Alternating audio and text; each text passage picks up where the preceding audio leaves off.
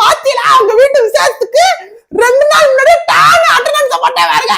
என்ன பிரியாணியா? அந்த அண்டால இருக்க வெங்காயத்தை பூரா கொடுங்க, நான் உரிக்கிறேன். மதுனே வீட பூரா கூட்டி விட்டு நான் மாப் போட்டு விட்டுறேன். மதுனே தண்ணி தீந்து வச்சு நான் கீழே போய் 2 குடம் தண்ணி எடுத்து 2 மணிக்கு குடத்தை எப்படிமா தூக்குவ? நீ ஏமா தூக்குறேன்னு போய் முந்திக்கிட்டு போய் நிக்கிற? நம்ம வீட்டு விசேஷம் மாறிடாது. உன்னைய சமாளிக்கிறதுதான் பெரும்பாடா இருக்கு. நீ இருத்தாய, நான் போய் எடுத்துட்டு வரேன். மதுனே வீட்டுல ஒரு 50 பேர் இருக்காங்க, எல்லாம் உனக்கு இட்லி நான் ஊத்திடுறேன். ஐயோ கை எனக்கு பரபரங்குது, ஏதாவது வேலை கொடுங்க. என்னடா நம்ம வீட்டு விசேஷத்துக்கு 2 நாள் முன்னாடியே வந்துருவேன், 3 நாள் முன்னாடியே வந்துருவேன், இங்க ஒருத்தனையும் காணோம். நான் ஒரு ஆளா கடந்து பாடுபட்டுக்கு இருக்கேன். உனக்கு வேணும் எல்லா சொந்தக்காரங்க விசேஷத்துக்கும் பம்பரமா சுத்துனா இப்ப பாரு.